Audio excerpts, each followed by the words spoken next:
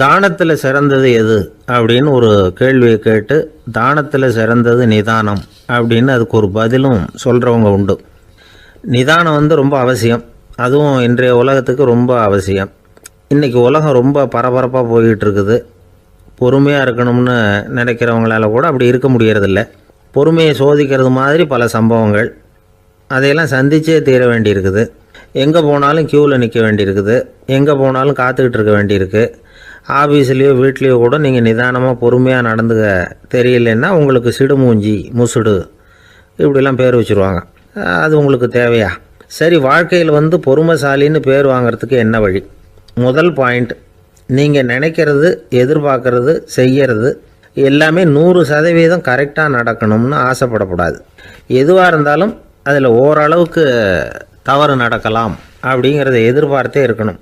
ஓரளவுக்கு அதை அனுமதிக்கணும். ஒரு நண்பரை 6 மணிக்கு ஒரு இடத்துக்கு வர சொல்லியிருக்கிறீங்க. 6 மணிக்கு அவர் வரலை. உடனே பொறுமை இழந்து நடந்துக்கக்கூடாது. ஒரு 10 நிமிஷம் டிலே ஆகலாம். ஒரு வர்ற வழியில் பஸ்ஸு கூட ஏதாவது டிராஃபிக்கில் மாட்டியிருக்கலாம். அதெல்லாம் எதிர்பார்த்தே கொஞ்சம் காத்திருக்கிறதுல ஒன்றும் தப்பு இல்லை. சில சமயம் டிலே ஆகிறது கூட நல்லதாக முடியும். ஒரு பஸ்ஸை தவற விட்டுட்டு ஐயோ கொஞ்சம் ஒரு 2 நிமிஷம் முன்னாடி வந்திருந்தா பிடிச்சிருக்கலாமே அப்படின்னு தவிச்சிக்கிட்டு இருப்பாங்க சில பேர். அடுத்தபடியாக வர்ற பஸ்ஸு நேரடியாக நீங்கள் போக வேண்டிய இடத்துக்கே கொண்டு போய் விடுற பஸ்ஸாக கூட இருக்கலாம். அது உங்களுக்கு முன்னாடி தெரியாதுல்ல. சில நெருக்கடியான சூழ்நிலைகளை தமாஷா எடுத்துக்கிறதுக்கு பழகிக்கணும். சில இடங்களுக்கு போகிறப்ப காத்திருக்கிறதுக்கு நம்ம மனசை தயார்படுத்திக்கிட்டே போகணும். ஒரு ரயிலுக்கோ பஸ்ஸுக்கோ அல்லது விமானத்துக்கோ கப்பல் பிரயாணத்துக்கோ போகிறப்போ அங்கே போய் நீங்கள் மணிக்கணக்கில் கூட காத்துக்கிட்டு தான் இருக்கணும். புறப்படுற நேரம் கூட மாறலாம். நீங்கள் போய் சேர்ந்ததும் அது உடனே புறப்படணும்னு கட்டாயமாக என்ன? அது மாதிரி சமயத்தில் படிக்கிறதுக்குன்னு சில சுவாரஸ்யமான புத்தகங்களையும் கையில் எடுத்துக்கலாம். உங்களை சுற்றி எவ்வளவோ சுவாரஸ்யமான சம்பவங்கள் நடந்துக்கிட்டு இருக்குதுல்ல, அதையெல்லாம் வேடிக்கை பாருங்கள். எதுக்காக காத்துக்கிட்டு இருக்கிறோமோ அந்த காரியத்தில் உண்மையாகவே நமக்கு ஒரு அக்கறை இருந்தால் நமக்கு போர் அடிக்காது. சில கோயில்களில் பார்த்துருப்பீங்க, தரிசனத்துக்காக பக்தர்கள் நாள் கணக்கில் காத்துக்கிட்டு இருப்பாங்க. அவங்களெலாம் அழுத்துக்கிறது இல்லை. ஆண்டவனை தரிசிக்கணுங்கிற உண்மையான அக்கறை இருக்கிறதுனால அவங்களுக்கு போர் அடிக்கிறது இல்லை. ஆனால் சில சினிமா தியேட்டரில் கூட பார்க்கலாமே, சினிமா க்யூ கூட அப்படி தான். சாயந்தரம் 6 மணி ஆட்டத்துக்கு காலம்பரம் 6 மணிக்கே போய் கூட காத்துக்கிட்டு இருப்பாங்க. அவங்களுக்கெல்லாம் போர் அடிக்காது. படம் பார்க்குற ஆர்வம். இன்னொரு முக்கியமான விஷயத்தை நாம் பழக்கப்படுத்திக்கணும். லிவ் ஃபார் தி மூமெண்ட் அப்படிங்கிறாங்க நிபுணர்கள். ரொம்ப பேர் எப்படின்னா அடுத்தபடியாக நடக்க போகிற விஷயத்திலேயே கவனமாக இருப்பாங்க. அந்த நினைப்புலேயே இந்த நிமிஷத்தை பொறுமை இல்லாமல் கழிப்பாங்க. ஒருத்தர் இருக்கார், அவர் எப்படின்னா ஆஃபீஸ் முடியறதுக்குள்ளேயே சார் 5 மணிக்கெல்லாம் ரெடியாக இருங்க, நாம் அந்த ஹோட்டலில் போய் டிஃபன் சாப்பிட்ணும் அப்படின்னு 4 மணிலேருந்து சொல்லிகிட்டு இருப்பார். 4:55 பரபரப்பாக ஓடி வருவார். 2 பேரும் புறப்படுவோம், ஹோட்டலுக்கு போவோம், சாப்பிட்டுக்கிட்டு இருப்போம். அப்படி சாப்பிட்டுட்டு இருக்கிறப்பே சார் சாப்பிட்டு முடித்ததும் நேராக ஒரு ஜவுளி கடைக்கு போகிறோம் அப்படிம்பார். பரபரக்க சாப்பிட்டு முடிப்பார், புறப்படுவார். ஜவுளி கடையில் அவசரமாக சீக்கிரம் பில் போடுங்க சார், சினிமாவுக்கு நேரம் ஆகிடும்பார். சினிமா தியேட்டரில் உட்காந்து அடுத்தபடியாக எங்கே டின்னர் சாப்பிட்றதுன்னு யோசனை பண்ணிகிட்டு இருப்பார். ராத்திரி படுக்கையில் விழுந்ததுக்கு அப்புறமும் நாளைக்கு காலையில் எழுந்திரிச்சதும் அதை பண்ணணும் இதை பண்ணணும்னு திட்டம் போட்டுக்கிட்டே இருப்பார். அதாவது எப்போவும் அடுத்த நிமிஷம், அடுத்த நாள், அடுத்த வாரம், அடுத்த வருஷம், இதுதான் அவங்க சிந்தனை. இந்த நிமிஷம் என்ஜாய்மெண்ட்டை அவங்க இழந்துடுறாங்களாம்.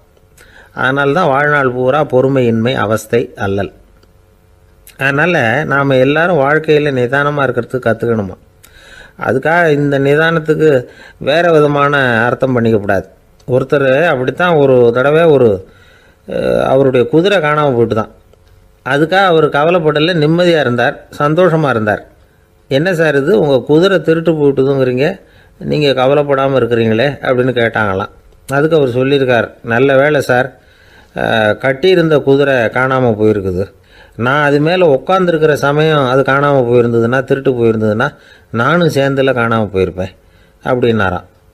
எவ்வளவு நிதானமான ஆள் பாருங்கள். இந்த உலகத்தில் நாம் நல்லபடியாக இருக்கணும்னா அதுக்கு முக்கியமாக தேவைப்படுறது 2. ஒன்று செல்வம், இன்னொன்று அறிவு.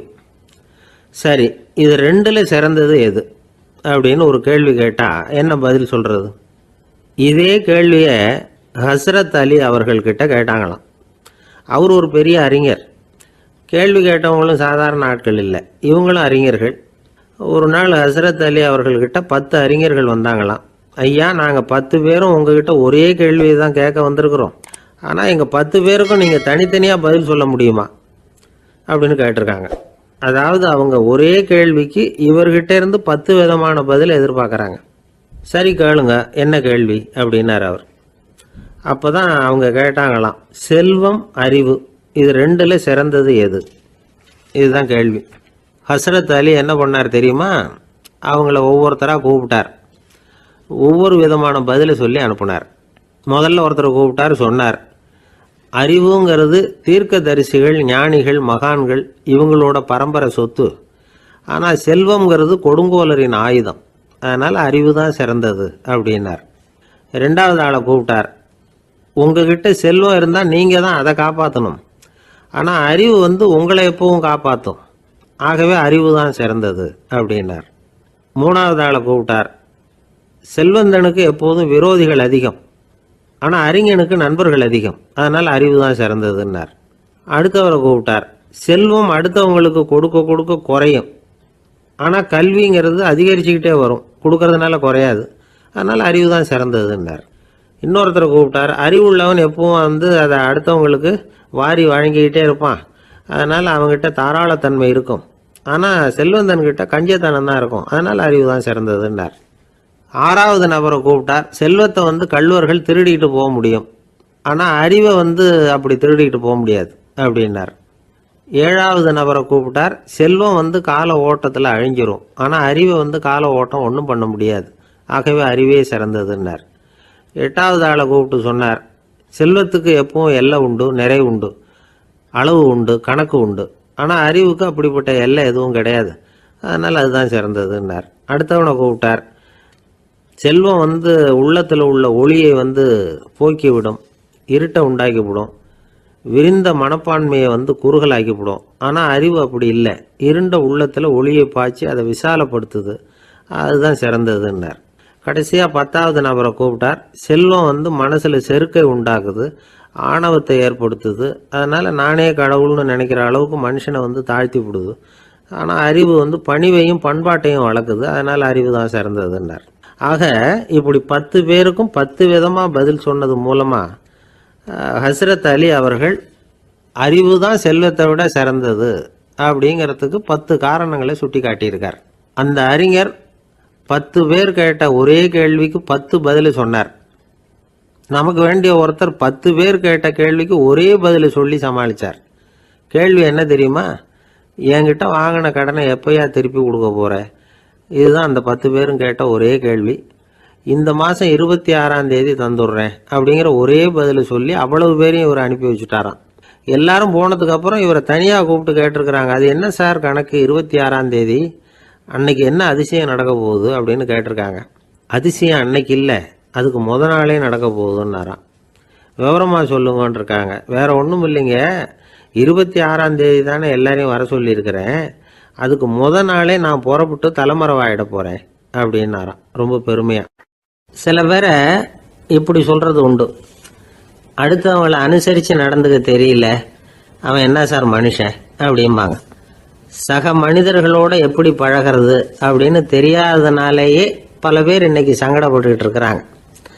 வசதி வாய்ப்பெல்லாம் சரியாக இருக்கும், ஆனால் வாழ்க்கை சரியாக இருக்காது. இன்னொருத்தர்கிட்ட எப்படி பேசுறது பழகிறதுங்கிறது தெரியாததுனால தான் இந்த அவஸ்தை. சரி, இந்த அவஸ்தை இல்லாமல் வாழறது எப்படி? இதுக்கு அனுபவசாலிகள் சில வழிமுறைகளை சொல்கிறாங்க. அதெல்லாம் என்னென்னங்கிறத இப்போ தெரிஞ்சுக்குவோம். முதல்ல நம்ம நாக்கு நம்ம கண்ட்ரோலில் இருக்கணும். வார்த்தைகளை கொட்டி விட்டு அதுக்கப்புறம் அள்ள முடியாமல் கடந்து கஷ்டப்படக்கூடாது. எப்படி பேசுகிறோங்கிறதும் முக்கியம், பேசுகிறப்ப எப்படி முகத்தை வச்சிருக்கிறோங்கிறதும் முக்கியம். அன்பாக பேசினாலும் நல்லா இருக்கும். அப்படி பேசுகிறப்ப ஆதரவாக அவர் தோள் மேலே ஒரு கையை போட்டுக்கிட்டு பேசினா இன்னமும் நல்லா இருக்கும். ரெண்டாவது விஷயம், இன்னொருத்தர்கிட்ட பேசுகிறப்ப வாக்குறுதிகளை அள்ளி வீசக்கூடாது. கொடுக்குற வாக்குறுதி குறைச்சலாக இருக்கணும். அப்படி கொடுத்த வாக்குறுதியை கண்டிப்பாக நிறைவேற்றணும். நாம் ஒருத்தரை பாராட்டுறோம் அல்லது அவரை பற்றி அபிப்பிராயம் சொல்கிறோம்னா அது ஆக்கப்பூர்வமாக இருக்கணும். நம்ம பாராட்டு அல்லது விமர்சனம் அடுத்தவருடைய முன்னேற்றத்துக்கு உதவுறது மாதிரி இருக்கணும். நாம் சொல்கிறத கேட்டுட்டு அவன் தலையில் கையை வச்சுட்டு உட்காந்துடக்கூடாது. எப்பவும் உற்சாகமாக இருக்கணும், முகம் மலர்ச்சியாக இருக்கணும். மனுஷன் இருந்தால் வருத்தம், கவலை, ஏமாற்றம் எல்லாம் இருக்க தான் செய்யும். அதெல்லாம் மனசில் இருக்கட்டும். அந்த வருத்தமும் கவலையும் ஏமாற்றமும் சேர்ந்துக்கிட்டு நம்ம முகத்தில் இருக்கிற மலர்ச்சியை மூடி மறைக்கிறதுக்கு நாம் இடம் கொடுத்துடக்கூடாது. எந்த விஷயத்தை பற்றி யாருக்கிட்ட பேசினாலும் வெளிப்படையாக பேசணும், திறந்த மனசோட பேசணும். மூடி மறைச்சி முன்னு மூங்கிக்கிட்டு இருக்கக்கூடாது. இன்னொருத்தர்கிட்ட பேசுகிறப்போ விவாதம் பண்ணுங்க, அது தப்பு இல்லை. ஆனால் வாதாடிக்கிட்டு இருக்கக்கூடாது. அதாவது என்ன சொல்கிறாங்கன்னா, டிஸ்கஸ் பண்ணலாம், ஆர்கியூ பண்ணக்கூடாதான். நம்மக்கிட்ட இருக்கிற நல்ல குணங்களை நாம் எடுத்து சொல்லிகிட்டு இருக்கக்கூடாது. அந்த நல்ல குணங்களே நம்மளை பற்றி எடுத்து சொல்லணும். அது மாதிரி நடந்துக்கணும். அதே மாதிரி அடுத்தவங்க கிட்ட உள்ள கெட்ட குணங்களை பற்றி அவசியம் இல்லாமல் நாம் பேச வேண்டியதில்லை. உங்களை பற்றி யாராவது தப்பாக பேசுகிறாங்களா, அப்படி அவங்க பேசுகிறதுல உண்மை இல்லையா அப்படின்னா அதை நீங்கள் பொருட்படுத்த வேண்டியதில்லை, விட்டுடலாம். அது தானாக போயிடும். ஒரு 4-5 பேரோட பேசிக்கிட்டு இருந்தீங்கன்னா எல்லாருக்கும் முக்கியத்துவம் கொடுங்க, யாரையும் அலட்சியப்படுத்தாதீங்க. தமாஷா பேசலாம், ஆனால் அவங்க தமாஷ் அடுத்தவங்களை கேலி பண்ணுறதா இருக்கக்கூடாது. நமக்கு கிடைக்க வேண்டியது கிடைக்கலையே அப்படிங்கிற தவிப்பு நம்மக்கிட்ட இருக்கக்கூடாது. அது தேவையில்லை. உங்கள் செயல்பாடுகள் தெளிவாக இருக்கட்டும், பாராட்டு தானாக அவங்கள தேடிட்டு வரும். இன்னொரு மனுஷனுடைய மனசில் கௌரவமான ஒரு இடத்த பிடிக்கணும்னா நாம் இந்த குணத்தை எல்லாம் நம்மக்கிட்ட வளர்த்துக்கணும். இதெல்லாம் அனுபவசாலிகள் சொல்லியிருக்கிற குறிப்புகள். இந்த குறிப்புகளை சரியாக புரிஞ்சுக்கணும், அது முக்கியம். தப்பாக புரிஞ்சுக்கிட்டா என்ன ஆகும் தெரியுமா? இதை கேளுங்க. ஒருத்தர் வந்தார், சார் அடுத்தவங்க தோள் மேலே கையை போட்டுக்கிட்டு அன்பாக பேசணும்னு சொன்னீங்க, அப்படி தான் பேசினேன். அவர் முதுகை கூட தட்டி கொடுத்தேன், என் வேலை போயிட்டுது சார், வீட்டுக்கு அனுப்பிச்சிட்டாங்க அப்படின்னார். யாருக்கிட்ட அப்படி பேசுனீங்கன்னு கேட்டோம். என் முதலாளிகிட்ட சார் அப்படிங்கிறார் ரொம்ப சோகமாக. ஒரு ராஜா இருந்தார். நாடு பூராவும் நிறைய மரங்களை நட்டு வளர்க்கணுங்கிறது அவரோட ஆசை. தானே அதுக்கு முன்மாதிரியாக இருக்கணும்னு நினைச்சார். அரண்மனையை சுற்றி மரங்களை நட்டு வளர்த்தார். இதை பார்த்துட்டு ஜனங்களும் அவங்கவுங்க வீட்டை சுற்றி மரக்கன்றுகளை நட்டு வளர்த்தாங்க. கொஞ்ச காலத்தில் ஊர் பூரா பசுமையாக மாறிச்சு. எல்லாருக்கும் சந்தோஷமாக இருந்தது. இது ஒரு பக்கம் இருக்கட்டும். இப்போ நான் சொல்ல போகிற கதை வேற. அதாவது அந்த ராஜா ஒரு நாள் தன்னுடைய அரண்மனையை சுற்றி இருக்கிற விதவிதமான மரங்களை எல்லாம் போய் பார்த்தார். எப்படி இருக்கிறீங்க அப்படின்னு ஒவ்வொரு மரத்துக்கிட்டையும் விசாரிச்சாராம். எந்த மரமும் சந்தோஷமாக இருக்கிறதா தெரியல. அதுக்கும் மனசில் ஒரு குறை. முதல்ல ஆலமரத்துக்கிட்ட போனார். அது சொல்லிச்சு, மண்ணா நான் நல்லா பெருசாக வளர்ந்துருக்கிறேன், அடர்த்தியாக இருக்கிறேன், கிளையெல்லாம் 4 பக்கமும் நல்லா படர்ந்து தான் இருக்குது, இருந்தாலும் எந்த பிரயோஜனமும் இருக்கிறதா தெரியல எனக்கு. என்னுடைய பழம்லாம் ரொம்ப சின்னதாக இருக்குது, என் கண்ணுக்கு சரியாக புறப்பட மாட்டேங்குது. நான் இருக்கிற சைஸுக்கு என்னுடைய கிளையில் இருக்கிற பழம்லாம் எவ்வளவு பெருசாக இருக்கணும், அது இத்தினூண்டு இருக்கிறது எனக்கு பெரிய அவமானமாக இருக்குது. இப்படி இங்கே நின்றுக்கிட்டு இருக்கிறதே ரொம்ப கூச்சமாக இருக்குது. ஒரு நல்ல புயல் வந்ததுன்னா பேசாமல் சாஞ்சு விடலாமான்னு பார்க்குறேன் அப்படின்னு புலம்புது ஆலமரம். சரி இருக்கட்டும்னு நினச்சிக்கிட்டு ராஜா அடுத்தபடியாக ஒரு அத்தி மரத்துக்கிட்ட போனார். அதுவும் புலம்ப ஆரம்பிச்சுட்டுது. நான் கூட பெரிய மரம் தான், இல்லை இலையெல்லாம் அழகாக தான் இருக்குது, பழம் அழகாக இருக்குது, இருந்தாலும் உள்ள விஷயம் இல்லையே, அத்தி பழத்தை புட்டு பார்த்தா அத்தனையும் சொத்த அப்படின்னு பழமொழியே உண்டாயிட்டுதே. இப்படி ஒரு கெட்ட பேரோட நான் இருக்கணுமா அப்படின்னு புலம்புது அது. சரி இது இருக்கட்டும் அப்படின்னு சொல்லி அடுத்தபடியாக வேப்ப மரத்துக்கிட்ட போனார். அது தன்னுடைய வேதனையை வெளியிட்டது. எனக்கு எவ்வளவோ மருத்துவ குணங்கள்லாம் இருக்கிறதா சொல்லிக்கிறாங்க, இருந்தாலும் என்ன பிரயோஜனம், என்னுடைய பழத்தை மனிதர்கள் யாரும் விரும்பி சாப்பிட்றது இல்லையே அப்படின்னுது. ராஜா அடுத்தாப்புல இருந்து ஒரு பனை மரத்துக்கிட்ட போனார். நான் நல்லா உயரமாக தான் வளர்ந்துருக்கிறேன், மற்ற மரங்கள்லாம் என்னை அண்ணாந்து தான் பார்க்கணும், இருந்தாலும் என்கிட்ட நிழலுக்காக யாரும் ஒதுங்கிறது இல்லையே அப்படின்னுது. என்ன இது எல்லா மரமும் இப்படி திருப்தி இல்லாமல் இருந்துகிட்டு இருக்குதே அப்படின்னு நினச்சிக்கிட்டே ராஜா அடுத்தபடியாக அங்கே இருந்த ஒரு பைன் மரத்துக்கிட்ட போனார். அழகாக உயரமாக பசுமையாக தான் இருந்தது, ஆனால் பழமோ பூவோ கிடையாது. அதை நினச்சா அது வருத்தப்பட்டுக்கிட்டு இருக்குது. ஓக் மரம் அது ஒன்று நின்றுட்டு இருந்தது. அது என்ன சொல்லிச்சுன்னா, இலையுதிர் காலத்தில் என் மேலே இருக்கிற எல்லா இலைகளும் உதிர்ந்து போடுது, முடி கொட்டின மனிதர்கள் மாதிரி மொட்டையாக நான் நிற்க வேண்டியிருக்குது, என்ன வாழ்க்கை இது அப்படின்னு சொல்லி அழுத்துக்கிட்டது. சரி புளிய மரம் என்ன சொல்லுது பார்ப்போம்னு அதுகிட்ட போனால், என்னுடைய நிழலில் யாருமே தங்க மாட்டாங்க, உடம்புக்கு சூடுன்னு ஒதுங்கி போயிடுவாங்க, அடிமரத்தை பார்த்தீங்கன்னா பட்டையெல்லாம் உறிஞ்சி பார்க்கறதுக்கே கேவலமாக இருப்பேன் அப்படின்னுது அது. முருங்கை மரம் என்ன சொல்லிச்சு தெரியுமா, என்னுடைய இலை காயெல்லாம் சாப்பிட்றவங்களுக்கு சத்து கொடுக்கறது வாசவம்தான், ஆனால் என் உடம்புல சத்தே கிடையாது, கொஞ்சம் வேகமாக காற்று அடிச்சதுன்னா முறிஞ்சி விழுந்துடுறேன், என்ன வாழ்க்கை இது அப்படின்னு சொல்லி அது வருத்தப்பட்டது. ராஜா யோசனை பண்ணார், என்ன இது மரங்கள் பூமியின் வரங்கள்னு சொல்கிறோம், மழை பெய்யறதுக்கு அதுதான் காரணம், பூமி செழிப்பாக இருக்கிறதுக்கும் அதுதான் காரணம், வீடு கட்டுறதுக்கு மரம், நாற்காலி செய்ய உபயோகப்படுத்துறதுக்கும் அதுதான் உபயோகப்படுது, மனுஷனுக்கு வேண்டிய ஆகாரங்களையும் கொடுக்குது. இப்படிலாம் இருந்தும் எல்லா மரமும் நிம்மதி இல்லாமல் இருந்துகிட்டு இருக்குதே அப்படின்னு நினைச்சார். அப்போ அங்கே இருந்த ஒரு மகிழ மரம் அவர் கண்ணில் பட்டுது. அந்த மரம் மட்டும் கொஞ்சம் நிம்மதியாக மகிழ்ச்சியாக இருக்கிறது மாதிரி தெரிஞ்சுது. உடனே ராஜா அதுகிட்ட போனார். உனக்கு மனசில் எதுவும் குறை இல்லையான்னு கேட்டார். இல்லை, நான் சந்தோஷமாக தான் இருக்கேன்னு அந்த மகிழ மரம். அப்படியான்னு ஆச்சரியமாக கேட்டார் ராஜா. ஆமாம் மன்னா, இந்த இடத்துல நீங்கள் ஒரு முருங்கை மரத்தையோ வேப்ப மரத்தையோ கூட நட்டிருக்கலாம். ஆனால் இந்த இடத்துல நடுறதுக்கு என்ன தேர்ந்தெடுத்திருக்கிறீங்க, அதுவே எனக்கு பெருமை, அதுவே எனக்கு திருப்தி அப்படின்னு தான் மகிழ மரம். மகிழ மரம் சாதாரணமாக தான் இருக்கும். இளம் மஞ்சள் நிறத்தில் பூக்கள், அது காய்ந்தும் மனம் வீசும். மகிழ மரம் மாதிரி மன திருப்தியோடு வாழறதுக்கு நாம் கற்றுக்கணுமா. நாம் இந்த உலகத்தில் ஒரு நாயாவோ நரியாவோ கூட பிறந்திருக்கலாம். மனுஷனாக பிறந்திருக்கிறோம், அதுவே பெருமை தானே. இந்த நிறைவு தான் மகிழ்ச்சியின் ரகசியம். ஒரு பையன் அப்பா கிட்ட போய், அப்பா நீங்கள் இந்த உலகத்தில் ஒரு மனுஷனாக பிறந்தது என்னோட அதிர்ஷ்டம் நானா. ஏண்டா அப்படி சொல்கிறேன்னு இருக்கார் அப்பா. நீங்கள் ஒரு கரடியாக பிறந்திருந்தா இந்நேரம் நானும் ஒரு கரடி குட்டியாக தானே இருந்திருப்பேன் அப்படின்னு நானா பையன். ஐயா, என்னுடைய நூல் வெளியீட்டு விழாவுக்கு அவசியம் நீங்கள் வரணும் அப்படின்னு கூப்பிட்டார் ஒருத்தர். எப்போ வரணும்னு கேட்டேன். அடுத்த வாரம்னார். சரி, புத்தகம் தயாராகிட்டுதா அப்படின்னு. நாளைக்கு தான் அச்சிக்க கொடுக்க போகிறேன்னார். என்னங்க இது, புத்தகம் அச்சிடுறதுக்கு முன்னாடியே அழைப்புதழை அச்சடிச்சு விட்டீங்களே அப்படின்னு கேட்டேன். அதனால் என்னங்க, அந்த காலம் மாதிரி அப்போல்லாம் அச்சுக்கலை எவ்வளவோ முன்னேறியாச்சுங்க. Linotype, monotype, phototype, laser, இப்படி என்னென்னமோ வந்தாச்சு. இன்னைக்கு கொடுத்தா நாளைக்கே புத்தகம் தயார் அப்படின்னார். இப்படி இந்த அளவுக்கு முன்னேறி இருக்கிற இந்த அச்சுக்கலை ஆரம்பத்தில் எப்படி இருந்தது தெரியுமா? அந்த காலத்தில் காகிதம்னா என்னென்னே தெரியாது. அப்படி ஒன்று கண்டுபிடிக்கப்படவே இல்லை. அப்போல்லாம் எதையாவது ஒன்று எழுதணும்னா அதுக்கு ஆட்டு தோலை தான் பயன்படுத்தி இருக்கிறாங்க. கண்ணுக்குட்டி தோல் கூட அதுக்கு உபயோகப்பட்டு தான். ஐரோப்பாவில் இருந்த பாதிரியார்கள் தோலில் எழுதப்பட்ட புத்தகத்தை தயாரிக்கிறதுல ரொம்ப கெட்டிக்காரங்களாம். எகிப்து, அப்புறம் மத்திய தரைக்கடல் ஓரத்தில் உள்ள நாடுகள், இங்கே எல்லாம் தோல் தான் எழுது பொருளாக பயன்பட்டு வந்திருக்குது.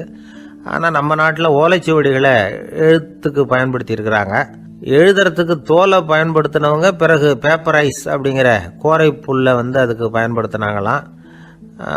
இதெல்லாம் அப்படி கொஞ்சம் கொஞ்சமாக கண்டுபிடிச்சிட்டு வந்திருக்கிறாங்க. அந்த புல்லை கச்சிதமாக நறுக்க வேண்டியது, நல்லா பதப்படுத்த வேண்டியது, அதுக்கப்புறம் அதில் எழுத வேண்டியது, அவ்வளவுதான். பேப்பருங்கிற சொல்லே இந்த பேப்பைரஸ் அப்படிங்கிறதுலேருந்து வந்தது தான். அதுக்கப்புறம் தான் காகிதம் வந்தது. இதை முதல்ல சீன நாட்டில் தான் கண்டுபிடிச்சாங்க. அது வந்த பிறகு அச்சு எந்திரம் கண்டுபிடிக்க வேண்டிய அவசியம் ஏற்பட்டது. அதை கண்டுபிடிச்சவர் ஜெர்மானிய அறிவியல் அறிஞர் ஜான் கூட்டன்பர்க். அச்சு கலைக்கு அடித்தளம் அமைச்சவர் அவர் தான். ஜெர்மனியில் மெயின்ஸ் அப்படிங்கிற ஊரில் 1399 பிறந்தார். அவரோட மாமன் ஒருத்தர் உலோக வேலையில் வல்லவர். அவர்கிட்ட அந்த வேலையை கற்றுக்கிட்டார். அதோட வைர கற்களை பட்டை தீட்டுறதுலையும் ரொம்ப தேர்ச்சி பெற்றிருந்தார். இளம் வயசுலேயே சும்மா இருக்க மாட்டாராம். எதை செஞ்சாலும் அதை திறமையாக செய்வாராம். அவர் தான் முதல்ல மர அச்சு எழுத்துக்களை உருவாக்கினார். அது மேலே மை தடவி பிரதிகள் எடுத்தார். அதுக்கப்புறம் உலோக எழுத்துக்கள், முதல்ல காரியம், அப்புறம் இரும்பு, அப்புறம் கலப்பு உலோகம், பிறகு அச்சடிக்கிறதுக்கு எந்திரம் ஒன்றையும் உருவாக்கினார். முதல்ல பைபிள் அச்சடித்தார். 1468 அவர் இறந்து போனார். 16ஆம் நூற்றாண்டில் மேலை நாடுகளிலிருந்து மர எழுத்துக்களை கொண்டுகிட்டு தமிழ்நாட்டில் கிறிஸ்துவ நூல்களை அச்சிட்டாங்க. அப்போல்லாம் அச்சகங்கள் போதிய அளவுக்கு இங்கே இல்லை. அதுக்கு என்ன காரணம்னா, இந்தியர்கள் அச்சகங்களை நடத்தக்கூடாது அப்படின்னு சட்டம். 1835 வரைக்கும் அந்த சட்டம் நடைமுறையில் இருந்தது. இந்த நிலைமையில் அங்கேயும் இங்கேயுமா 1-2 அச்சகங்கள் ஆரம்பமாச்சு. 1713 தரங்கம்பாடியில் லூத்தரன் மிஷன் அச்சகம், அதே ஆண்டில் சென்னையில் எஸ்பிசிகே அச்சகம். இது ரெண்டும் தான் இந்தியாவில் முதல்ல தொடங்கப்பட்ட அச்சகங்கள். ஆட்டுத்தோல்லையும் ஓலைச்சுவடியிலையும் எழுதப்பட்ட எழுத்துக்கள் இன்னைக்கு எங்கேயோ போயிட்டுது.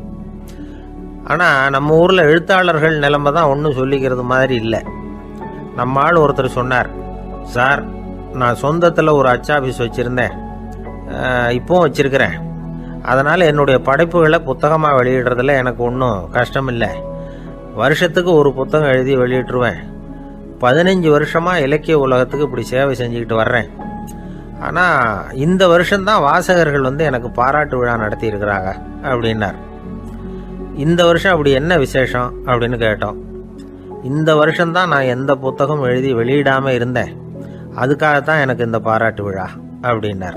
1816 வருஷம் செப்டம்பர் மாதம் 11ஆம் தேதி பிரான்ஸ் தேசத்தில் உள்ள ஒரு மருத்துவமனை. அங்கே ஒரு இளம் டாக்டர் கொஞ்ச நாளைக்கு முன்னாடி தான் அந்த ஆஸ்பத்திரியில் புதுசாக வேலைக்கு சேர்ந்துருக்கிறார். அவர் பேர் ரெனே லெனக். அவர் அன்னைக்கு காலையில் அந்த மருத்துவமனையில் அப்படியே ரவுண்ட்ஸ் வந்துக்கிட்டு இருக்கிறார். வார்டில் ஒரு படுக்கையில் ஒரு இளம் பெண் படுத்திருக்கிறார். அந்த பொண்ணுக்கு இருதய நோயாக இருக்கலாம்ங்கிறது மற்ற டாக்டர்கள் சந்தேகம். அந்த காலத்துல எல்லாம் ஒருத்தருடைய இருதய துடிப்பை தெரிஞ்சுக்கணும்னா நோயாளியின் மார்பில் டாக்டர் காதை வச்சு பார்த்து தான் தெரிஞ்சுக்கிறது வழக்கம். ஆனால் இந்த பெண்ணும் இளம் பெண், அந்த டாக்டரும் புதுசாக சேர்ந்துருக்கிறவர். அதனால் பரிசோதனை பண்ண தயங்கினார். கொஞ்ச நேரம் யோசனை பண்ணார். திடீர்னு ஒரு ஞாபகம் வந்தது அவருக்கு. அதாவது அன்னைக்கு விடியற் காலையில் தோட்டத்தில் அப்படி வாக்கிங் போயிட்டு இருந்தப்போ சின்ன பசங்கள்லாம் ஒரு மரக்கட்டையை வச்சு விளையாடிக்கிட்டு இருந்தாங்களாம். அதை அவர் பார்த்துருக்கிறார். அது என்ன விளையாட்டுனா, ஒரு நீளமான மரப்பலகை, அதில் ஒரு முனையில் ஒரு பையன் தன்னுடைய காதை வச்சுக்கிட்டு இருக்கிறான், மறுமுனையில் இன்னொரு பையன் அந்த மரப்பலகையை ஒரு ஆணியால் கீறிக்கிட்டு இருக்கிறான். ஒரு முனையில் ஆணியால் கீறும் பொழுது மறுமுனையில் காதை வச்சிருக்கிற பையனுக்கு அந்த சத்தம் துல்லியமாக கேட்குது. அந்த டாக்டருக்கு காலையில் பார்த்த இந்த விளையாட்டு ஞாபகத்துக்கு வந்துட்டுது. உடனே என்ன பண்ணார் தெரியுமா? ஒரு நீளமான காகிதத்தை எடுத்தார். அதை அப்படியே உருளை மாதிரி உருட்டினார். ஒரு முனையை அந்த நோயாளியின் மார்பில் இடது பக்கம் வச்சார், இன்னொரு முனையில் தன்னுடைய காதை வச்சார். என்ன ஆச்சரியம்! நோயாளியின் மார்பில் நேரடியாக காதை வச்சு கேட்குறத விட துல்லியமாக கேட்டுது இதய துடிப்பு. இதய துடிப்பு மட்டும் இல்லை, மூச்சு இழுத்து விடுறது, திரவ பொருள்களின் அசைவு, எல்லா சத்தமும் தெளிவாக கேட்குது. கிரேக்க மொழியில் ஸ்டெத்தாஸ் அப்படின்னா மார்பு, ஸ்கோப்பின் அப்படின்னா பார்ப்பதுன்னு அர்த்தம். அதனால் டாக்டர் ரெனே லெனக் தான் கண்டுபிடிச்ச கருவிக்கு ஸ்டெத்தஸ்கோப் அப்படின்னு பேர் வச்சார். அவரே முதல் மாடலையும் செஞ்சார். அளவு ரொம்ப பெருசாக இருந்தது, சுலபமாக எடுத்துகிட்டு போகிறது கஷ்டம், அது அவ்வளோ கஷ்டமாக இருந்தது அது. அதனால் அவரே அதை அப்புறம் 2 பிரிவாக தயார் பண்ணார். இது 2 துண்டையும் டாக்டர் தன்னோட கோட்டு பாக்கெட்டில் வச்சுக்கலாம், தேவைப்படுறப்ப எடுத்து ஒன்றா சேர்த்துக்கலாம். இப்படி தான் அவர் ஆரம்பத்தில் பண்ணார். தன்னுடைய இந்த கண்டுபிடிப்பை பற்றி அவர் ஒரு புத்தகம் எழுதினார். நிறைய விற்றுது, புகழும் பணமும் சேர்ந்தது. பணமும் புகழும் சேர்ந்தது மாதிரியே அவருக்கு ஒரு நோயும் சேர்ந்தது. அது என்ன நோயின்னு கண்டுபிடிக்கிறதுக்கும் அவர் கண்டுபிடிச்ச கருவி தான் உபயோகப்பட்டு தான். அவரே அதை கண்டுபிடிச்சார். அவருக்கு வந்திருந்தது காச நோய். 1826 வருஷம் ஆகஸ்ட் மாதம் 13ஆம் தேதி உலகத்தின் முதல் ஸ்டெதஸ்கோப்பை கண்டுபிடிச்ச டாக்டர் ரெனே லெனக் காலமானார். அவர் சாகிறதுக்கு முன்னாடி மரத்தால் செஞ்சு வச்சுருந்த ஸ்டெதஸ்கோப்பை தனக்கு வேண்டியப்பட்ட ஒரு டாக்டர்கிட்ட கொடுத்து, என்னுடைய சொத்துக்கள்லேயே ரொம்ப வசந்தது அப்படின்னு சொன்னாராம். அதுக்கப்புறம் 3 வெள்ளைக்காரங்க சேர்ந்து இந்த கருவியில் சில மாற்றங்களை பண்ணாங்க. ஆனால் 1829 லண்டனில் டாக்டர் நிக்கோலஸுங்கிறவர் ஒரு காதால் இதய துடிப்பை கேட்குறத விட டாக்டர் 2 காதாலையும் கேட்கறது தான் சரியாக இருக்கும் அப்படின்னு ஒரு கருத்தை வெளியிட்டார். அதுக்கப்புறம் ரொம்ப காலம் கழித்து 1852 ஜார்ஜ் காமான் அப்படிங்கிறவர் ரப்பர் டியூபுகளை உபயோகப்படுத்தி 2 காதாலையும் கேட்குற மாதிரி ஒரு புதிய வடிவத்தை அதுக்கு கொடுத்தார். அதுக்கு பிறகு அது படிப்படியாக எவ்வளவோ மாற்றங்கள் இருந்தாலும் ஆரம்பத்தில் டாக்டர் ரெனே லெனக் உருவாக்கின அடிப்படை மாடலை யாரும் மாற்றி அமைக்கலைங்கிறது தான் முக்கியமான விஷயம். நமக்கு தெரிஞ்ச ஒரு ஆஸ்பத்திரி, அதில் ஒரு நோயாளி, காலை நேரத்தில் நர்ஸு அந்த பக்கமாக போயிட்டு இருந்தாங்க. அதை பார்த்துட்டு ஒரு நர்ஸுன்னு கத்துறார். நர்ஸு அவசரமாக ஓடி என்ன விஷயம்னு கேட்டாங்க. சிஸ்டர், இங்கே பாருங்கள், உங்கள் டாக்டரை என் நெஞ்சில் ஒரு காதை வச்சு கேட்டுக்கிட்டு இருக்கிறார் அப்படின்னார் நோயாளி. சிஸ்டர் பதட்டப்படாமல், அதனால் என்ன, இந்த டாக்டர் பழமையான விஷயங்களில் ரொம்ப நம்பிக்கை உள்ளவர், அதனால் ஸ்டெதாஸ்கோப்பை உபயோகப்படுத்தாமல் காதை வச்சு கேட்குறார், அது ஒன்றும் தப்பு இல்லை அப்படின்னாங்களாம். ஐயோ, அதுக்காக இல்லை சிஸ்டர், இவர் என் நெஞ்சு மேலே தலையை வச்சது நேற்று ராத்திரி 9 மணி, இப்போ விடிஞ்சு போச்சு, இன்னமும் தலையை எடுக்கவே இல்லை, அதுக்காக தான் சந்தேகப்பட்டு உங்களை கூப்பிட்றேன் அப்படின்னாராம். நமக்கு முன்னாடி நமக்கு வேண்டிய ஒருத்தர் ஒரு கிளாஸில் நமக்கு பழச்சாறு கொண்டாந்து வைக்கிறாருன்னு வச்சுக்கோங்க. உடனே நாம் என்ன பண்ணுவோம், எடுத்து கிடுகிடுன்னு சாப்பிட்ருவோம் அடுத்தவங்க யாரும் வர்றதுக்குள்ள. அதை விட்டுட்டு அதை கொண்டாந்து வச்சவர்கிட்டயே அதோட விலை என்ன அப்படி இப்படின்னு நான் கேட்டுக்கிட்டு இருப்போம். நாம் கேட்க மாட்டோம். ஆனால் காந்திஜி அப்படி கேட்டாராம். எப்போ தெரியுமா? 1935. அந்த வருஷம் மே மாதத்தில் ஒரு நாள் காந்திஜி டெல்லியில் இருக்கிறார். அப்போ அவருக்கு 2 டம்ளர் மாம்பழச்சாறு கொண்டாந்து கொடுக்குறாங்க. அதை வாங்குறார். இதோட விலை என்ன அப்படின்னு கேட்டார் காந்திஜி. யாருக்கிட்ட கேட்டாருன்னா மனுபென் காந்திகிட்ட கேட்குறார். அவங்க தான் கொண்டாந்து கொடுக்குறாங்க. காந்திஜிக்கு உதவி செய்கிறதுக்காக அவர் கூடவே இருந்தவங்க அவங்ககிட்ட தான் கேட்குறாரு. காந்திஜி சும்மா வேடிக்கைக்காக இப்படி கேட்குறாருன்னு நினச்சிட்டாங்க அந்த அம்மா. அதுவும் இல்லாமல் அதோட விலையை கேட்டால் காந்திஜி நிச்சயமாக அதை சாப்பிட மாட்டார் அப்படிங்கிற பயம் வேறு. அதனால் அந்த அம்மா பதில் எதுவும் சொல்லாமல் கம்முன்னு இருந்துட்டாங்க. கொஞ்ச நேரம் ஆச்சு. அந்த பழச்சாறு வச்ச இடத்துல அப்படியே இருக்குது. வச்ச இடத்துல வச்சபடியே இருக்குது. காந்திஜி அதை சாப்பிடவே இல்லை. மனுபென் காந்தி பார்த்தாங்க. மெதுவாக காந்திஜிக்கிட்ட போய் அதை சாப்பிடுங்களேன் அப்படின்னாங்க. பழச்சாறு விலை என்னன்னு கேட்டேன். அதுக்கு பதில் இல்லை. அது முதல் தப்பு. பதிலை எதிர்பார்த்திருந்தும் அதை பற்றி விசாரிக்கலை. அது 2வது தப்பு. இப்படி 2 தப்புகளை பண்ணிவிட்டு என்கிட்ட வந்து இதை சாப்பிடுங்கன்னு சொன்னால் அது எப்படி அப்படின்னு கேட்டாராம் காந்திஜி. மனுபென் காந்தி என்ன சொல்கிறதுன்னு தெரியாமல் திகைச்சு போய் நின்றுக்கிட்டு இருந்தாங்க. காந்திஜி தொடர்ந்து சொன்னாராம். இப்போ என் முன்னாடி வச்சிருக்கிற இந்த பழச்சாறு விலை சுமாராக ஒரு ₹1/2 இருக்கும். அது அந்த காலத்து மதிப்பு. இந்த பழச்சாறு இல்லாமல் கூட என்னால் இருக்க முடியும். ஆனால் அவசியமான பொருள்களை வாங்கிறதுக்கு கூட சக்தி இல்லாத மக்கள் இந்த நாட்டில் நிறைய பேர் இருக்கிறாங்க. அப்படி இருக்கிறப்போ எனக்கு என்னத்துக்கு இந்த விலை உயர்ந்த பானம்? இதை இப்போ நான் சாப்பிட்டா என் உடம்பு வேணும்னா ஆரோக்கியமாகலாம். ஆனால் என் மனசு அமைதி அடையாது. எனக்கு என்னுடைய உடல் ஆரோக்கியத்தை விட மன ஆரோக்கியம்தான் முக்கியம். அதனால் இதை நான் சாப்பிட மாட்டேன், எடுத்துகிட்டு போயிடு அப்படின்னாராம். அந்த சமயத்தில் ஒரு அகதி பொண்ணு 2 குழந்தைகளோட காந்திஜியை பார்க்குறதுக்காக வந்தது. வணக்கம் சொல்லிச்சு. காந்திஜி உடனே தனக்கு முன்னாடி இருந்த பழச்சாற்றை எடுத்து அந்த பொண்ணுக்கிட்டேயும் குழந்தைகள்கிட்டையும் கொடுத்து சாப்பிட சொன்னார். அவங்க அதை வாங்கி ரொம்ப சந்தோஷத்தோடு சாப்பிட்டாங்களாம். அதை பார்த்த காந்திஜி முகத்தில் ஒரு புன்னகை, ஒரு பரவசம், ஒரு திருப்தி. அவர் மனசு நிறைஞ்சி இருந்தது. அப்போ அவர் சொன்னாராம், ஆண்டவன் எனக்கு எப்பவும் சரியான சமயத்தில் கை கொடுப்பாருங்கிறது அதுக்கு இதுதான் அத்தாட்சி. நான் ஒரு இக்கட்டான சூழ்நிலையில் இருக்கிறப்ப கூட கடவுளின் கருணையால் அந்த சூழ்நிலை என்னை பாதிக்கலை. என் கூட இவ்வளவு நாள் பழகியும் கூட இங்கே இருக்கிறவங்க எனக்கு அதிக விலை உள்ள பழரசத்தை கொடுத்தாங்க. ஆனால் சரியான நேரத்தில் அதை சாப்பிட வேண்டியவங்களை என்கிட்ட அனுப்பி வச்சு என்னை சந்தோஷப்படுத்தினார் கடவுள். அவருக்கு நன்றி அப்படின்னாராம் மகாத்மா காந்தி. உடல் ஆரோக்கியத்தை விட மன ஆரோக்கியம்தான் எனக்கு முக்கியம்னு சொன்னார் பாருங்க. அதை நாம் எல்லாரும் மனப்பூர்வமாக இன்றைக்கி சிந்திச்சு பார்க்கணும். இந்த காலத்தில் எல்லாரும் அப்படியா நினைக்கிறாங்க? எனக்கு தெரிஞ்ச ஒருத்தர் இருந்தார். தினமும் காலையில் ஒரு காஃபி சாப்பிட உட்கார்ற நேரத்தில் பக்கத்து வீட்டுக்காரர் வந்து சேருவார் கரெக்டாக. உடனே அவரும் தனக்குன்னு வந்திருக்கிற காப்பியை எடுத்து மனப்பூர்வமாக பக்கத்து வீட்டுக்காரர்கிட்ட கொடுத்துருவார். அதுக்கப்புறம் அவருக்காக வேறு காப்பி போட்டு கொண்டாந்து கொடுத்தாலும் வேண்டான்னு சொல்லிடுவார். ஆண்டவனாக பார்த்து சரியான நேரத்தில் அவரை எங்கள் வீட்டுக்கு தினமும் அனுப்பி வைக்கிறார் அப்படிம்பார்.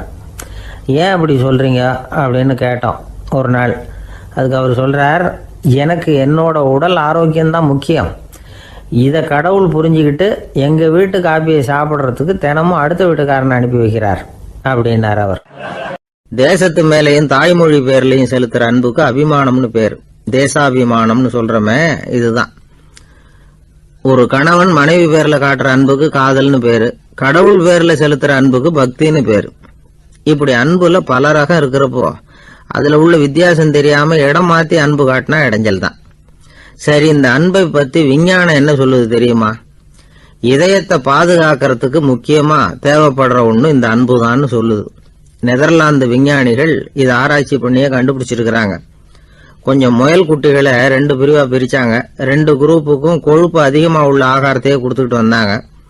ஆனா ஒரு குரூப்புக்கு வெறுமன ஆகாரத்தை கொடுத்ததோட சரி, இன்னொரு குரூப் முயல்களுக்கு ஆகாரம் கொடுத்ததோட நிறுத்திக்கல. அதுக்கு முன்னாடி கூண்டுகளை திறந்து விட்டு முயல்களை கொஞ்ச நேரம் எடுத்து கொஞ்சி விட்டு அதுக்கப்புறமா ஆகாரம் கொடுத்தாராம் ஆராய்ச்சியாளர். இந்த குரூப்புக்கு இதய பாதிப்பு 60% குறைச்சலா இருந்துதான். சில நோயாளிகளுக்கு ஹார்ட் அட்டாக் வந்தாலும் அதை தாங்கிக்கிட்டு குணமாகிற சக்தி அதிகமாக இருக்குது. இது எப்படின்னு ஆராய்ச்சி பண்ணி பார்த்துருக்குறாங்க. அவங்கெல்லாம் மனைவி தன் பேரில் ரொம்ப அன்பாக இருக்கிறதாக நினைக்கிறவங்களா இருக்கிறாங்களாம். இதய நோயாளிகள் பல பேரை சந்திச்சு இதய நோய் ஏற்பட என்ன காரணம்னு கேட்டிருக்கிறாங்க. அவங்க சொன்ன காரணம்லாம் சாப்பாடு சம்பந்தமா இல்லையா, மனைவி அன்பா இல்லை, இப்படிப்பட்ட காரணத்தை தான் சொல்றாங்களாம். அதனால இதயத்தை பாதுகாக்கணும்னு நினைக்கிறவங்க அடுத்தவங்க அன்பா இருக்கிறது மாதிரி பார்த்துக்குங்க, அதுதான் முக்கியம். ஒருத்தர் முகம் பூரா பிளாஸ்டரி போட்டுக்கிட்டு வந்தார், ரொம்ப கோபமா. என்னங்க ஆச்சுன்னு விசாரிச்சேன். எல்லாம் உங்களால தான் சார்னார். விவரமா சொல்லுங்களேன். என்ன உங்க தகவலை கேட்டு